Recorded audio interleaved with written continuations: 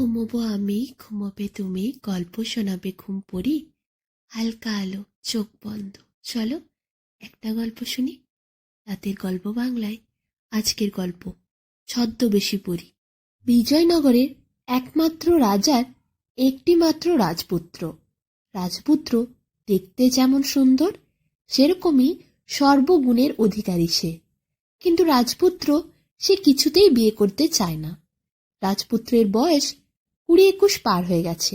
দেশ বিদেশের থেকে বিভিন্ন রাজকন্যার বিবাহ সম্বন্ধও আসছে। ঘটক বলেছে মহারাজকে, রূপসী মেয়েদের সাদা গোলাপের মতো পুষ্পবৃষ্টি হয়ে সম্বন্ধ আসছে। কিন্তু রাজপুত্র মুখ ফিরিয়ে থাকে, জবাবে সবসময় নাই বলে। কখনো রাজদূত রাজপুত্রকে গিয়ে বলে, গন্ধরাজার মেয়ের অঙ্গে অঙ্গে লাবণ্য ফেটে পড়ছে, যেন আঙ্গুরের ফল। আবার কখনো বলে, কম্বোজের রাজকন্যাকে দেখে এলাম, ভোরবেলার দিগন্ত রেখাটির মতো বাঁকা তার চোখ, শিশিরের স্নিগ্ধ আলোতে উজ্জ্বল ঝলমল করছে তার দুই নয়ন। কিন্তু এসব বলে কোনো কাজ হয় না রাজপুত্রের সামনে। রাজপুত্র ঘুরেও তাকায় না, শুনতেও চায় না। যখনই এসব প্রসঙ্গে কথা হয়, সে শিকারের ছলে মনে চলে যায়। সপ্তাহ পার হয়, সে ফিরে আসে না। কখনো বা পুঁথির দিকে তাকিয়ে থাকে। কেউ কিছু বললেও সে কান দেয় না, পুঁথির থেকে চোখই তুলে দেখে না। এদিকে রাজার চিন্তা দিনের পর দিন বেড়েই চলছিল। ছেলের কোনো সম্বন্ধই পছন্দ হয় না, কোনো মেয়ের দিকেই চোখ তুলে তাকাতে মন করে না। রাজপুত্র যদি কোনো মেয়েকে পছন্দই না করে, যদি তাকে না দেখে, যদি তাকে ভালো না লাগে, তাহলে বিবাহ বন্ধনে সে কিভাবে আবদ্ধ হবে? এটাই ভেবে রাজা খুবই চিন্তায় ছিলেন। একদিন তিনি মন্ত্রীপুত্রকে ডাকলেন, কারণ মন্ত্রীপুত্র ছিল রাজপুত্রের পরম বন্ধু। মন্ত্রীপুত্র যেই রাজার কক্ষে এলো, রাজা বলে উঠলেন, শোনো, তুমি আমার ছেলের পরম মিত্র, তুমি সত্য করে বলো, বিবাহে তার কেন মন নাই?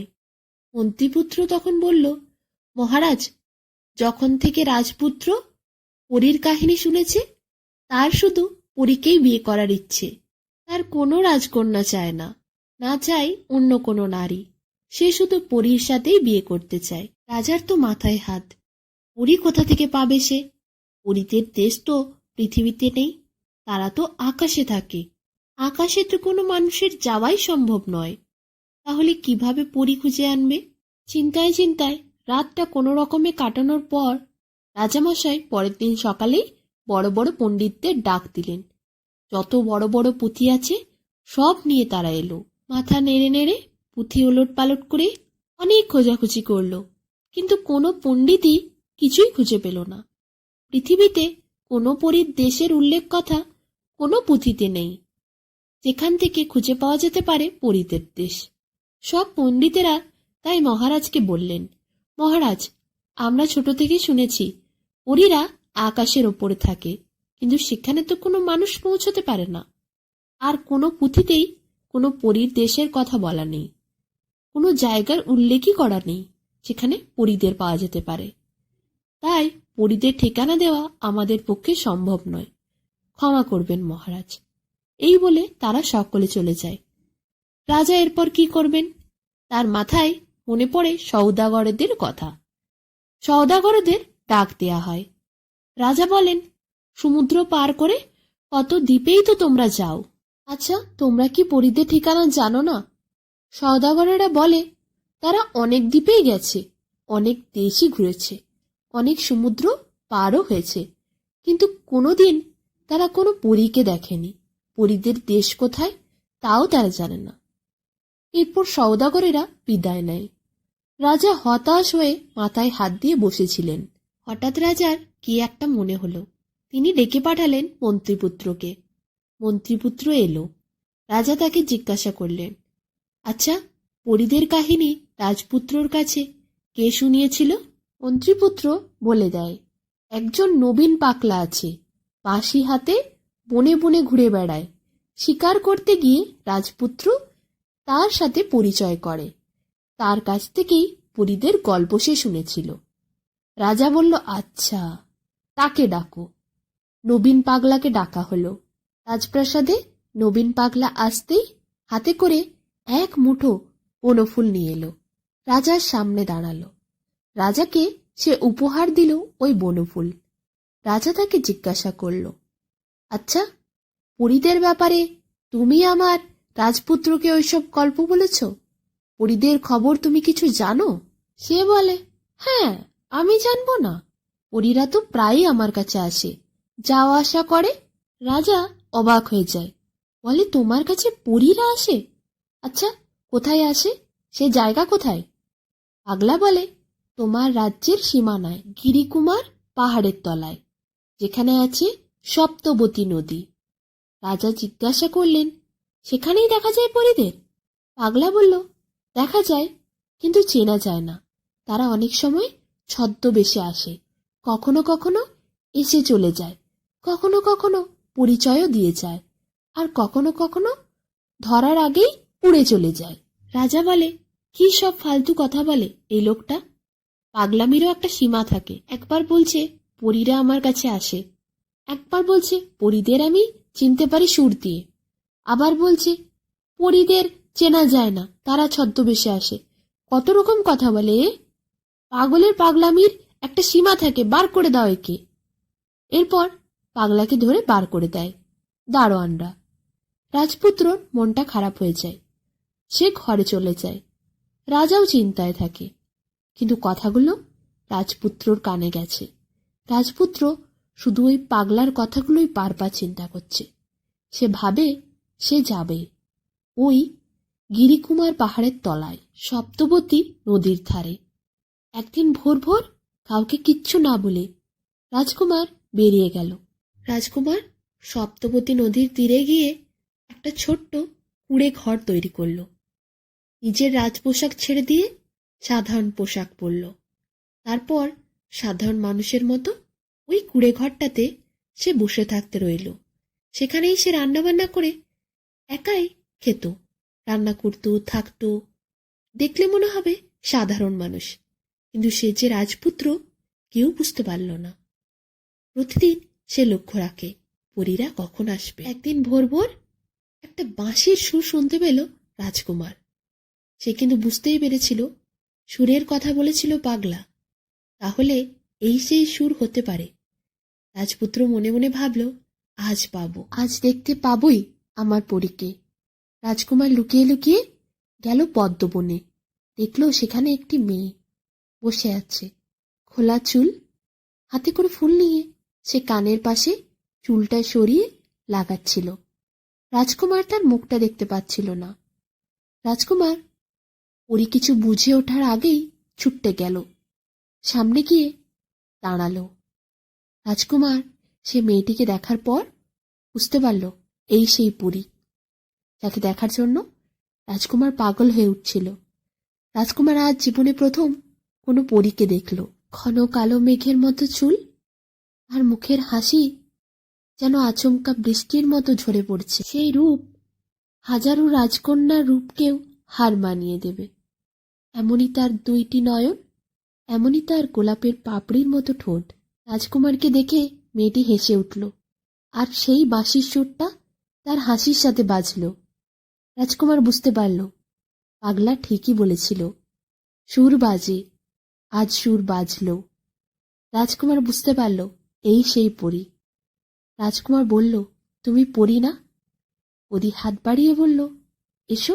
রাজকুমার যেন কিসের নেশায় মাতালের মতো হয়ে গেছে, কিছুই সে বুঝে উঠতে পারছে না। তার গোটা শরীরে যেন কিসের একটা নেশা ভরা। তবু রাজকুমার মেয়েটিকে বলল, তোমার নাম কি? মেয়েটি বলল, আমার নাম মালাবতী। রাজকুমার বলল, তুমি ছদ্মবেশে এসেছ, আমি চিনেছি তুমি পরী। তখন সে হাসি দিয়ে বলল, না না, পরী কেন হব, বনের মেয়ে আমি, ছদ্মবেশ নিতে আমি জানিই না। রাজপুত্র বলল, আমি যে তোমায় চিনেছি পরী, তুমি আমায় ভুল বোঝাতে পারবে না। রাজকুমার তো পরীকে দেখার পর মুগ্ধ হয়েই ছিল, কিন্তু পরীও বুঝতে পারছিল না রাজকুমারের প্রতি কি একটা আকর্ষণ তার মধ্যে কাজ করছিল। সে যেন রাজকুমারের কাছে যেতে চাইছিল, কথা বলতে চাইছিল। অন্য কেউ কথা বললে সে উড়ে চলে যায়, কিন্তু আজ যখন রাজকুমার জানে সে পরী, তার নাম জিজ্ঞাসা করছিল, সে বলছে, পরী জানা সত্ত্বেও সে উড়ে যাচ্ছে না। কেন তার মনে এরকমটা হচ্ছে পরী বুঝতে পারছিল না, কিন্তু রাজকুমারের সাথে কথা বলতে খুব ভালো লাগছিল পরীর। এরপর পরীর সাথে রাজকুমার অনেকক্ষণ গল্প করল। সেই সপ্তবতী নদীর তীরে দুজনে বসে নদীতে পা ডুবিয়ে কত জল ঘাঁটাঘাঁটি করল। আর নদীর পাশের ফুলগুলো তুলে রাজকুমার পরীর চুলে লাগিয়ে দিচ্ছিল। কিছু মিষ্টি মুহূর্ত কাটাচ্ছিল পরী আর রাজকুমার। কিন্তু হঠাৎ করে পরী বলল, সকাল হবে, আমায় চলে যেতে হবে। রাজকুমার বলল, আবার আসবে তো? পরী বলল, কাল আসব। তারপর পরী হঠাৎ করে আকাশে উড়ে গেল। রাজকুমার নিচে নদীর ধারেই বসেছিল। সারাটা দিন সে নদীর ধারে বসে কাটালো। এইভাবে রাত পেরিয়ে আবার ভোর হলো। ভোরবেলা আবার পরী নেমে এলো। পরী এসে রাজকুমারকে দেখে বলল, তুমি এখানে? রাজপুত্র বলল, আমি তো উঠিনি। তোমাকে দেখার পর আমার এত ভালো লেগেছে, তোমার কথা ভেবে ভেবে একটা দিন পার হয়ে গেল। আমি চাইনি তুমি চলে গেলে, আমি এখানেই বসে আছি। রাজকুমারের কথায় অবাক হয়ে পড়ি তার দিকে তাকিয়ে থাকলো। তারপর কত মিষ্টি হাসি, কত দুজনের কথা, কত মুহূর্ত, কত সময় তারা একসাথেই কাটালো। এরপর আবার যেই সকাল হওয়ার সময়টা এলো, তখনই পরী লোকে দেখবে বলে তাড়াহুড়ো করে উড়ে আবার চলে গেল। এইভাবে কিছুদিন রাজকুমার আর পরী দুজন দুজনকে পেয়ে কিছু মিষ্টি সময় কাটালো। এতটাই ভালো লেগে গেল একজনকে অপরের, পরী আর রাজকুমার বিয়ে করে নিল। তারপর রাজকুমারের বাবা মানে রাজামশাই যখন বিষয়টা জানতে পারল, তখন সে রাজপুত্রের কাছে এলো এবং বলল, তুমি তো আমার রাজপুত্র, পরীর কাছে সত্যতা জানাও, পরিচয় দাও। শেষে রাজকুমার ভাবল, না, সে পরীকে জানিয়ে দেবে। পরীকে রাজকুমার ডেকে বলল, সে কোনো সাধারণ মানুষ নয়, সে রাজপুত্র, আর এই তার পিতা রাজা। রাজাকে দেখে পরী খুবই খুশি হলো। কিন্তু পরী সে বলল, সে কোনোভাবেই রাজদরবারে যেতে পারবে না। সে পরীদের দেশে থাকে। সে সকালবেলা ভোর হলেই পরীদের দেশে উড়ে যায়, আর রাত্রেবেলা সে রাজকুমারের কাছে আসে, ভোর পর্যন্ত থাকে। এইভাবেই তাকে তার জীবন কাটাতে হবে। ভালোবাসার মানুষকে এইভাবেই রাজকুমার মেনে নিয়েছে, আর এইভাবেই তারা দুজন দুজনকে ক্ষণিক সময়ের জন্য পেয়েও সুখ শান্তিতে থাকতে চায়। রাজা আর রাজকুমারের সুখের পথে বাধা হলেন না। তিনি রাজকুমারকে বললেন, তুমি পরীকে নিয়ে ভালো থাকো, আমি তোমাকে সবসময় সুরক্ষিত রাখব। তোমার যা লাগবে বলো, আমি পাঠিয়ে দেব। রাজা দুজনকে অনেক প্রাণ ভরে আশীর্বাদ করে নিজে রাজপ্রাসাদে গেলেন। আর রাজপ্রাসাদে যাওয়ার জন্য রাজপুত্রকে জোর করলেন না। রাজপুত্র সেখানেই নদীর তীরেই এক বিশাল বড় রাজপ্রাসাদ বানালেন। এরপর পরী প্রতি রাতে উড়ে আসতো পরীদের দেশ থেকে, ভোর পর্যন্ত রাজকুমারের কাছে থাকতো, আর তারপর আবার উড়ে যেত।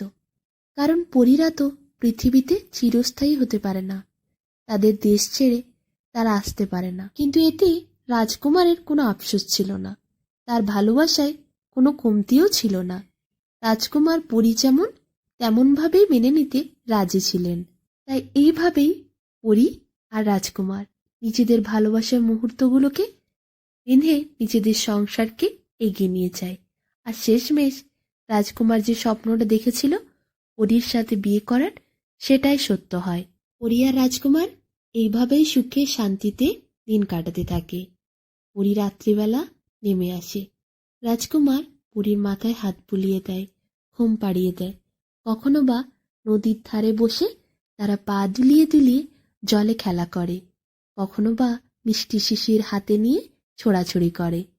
তারা হেসে খেলে দিনগুলো কাটাতে থাকে, আর ভালোবাসা তাদের আরও বাড়তে থাকে।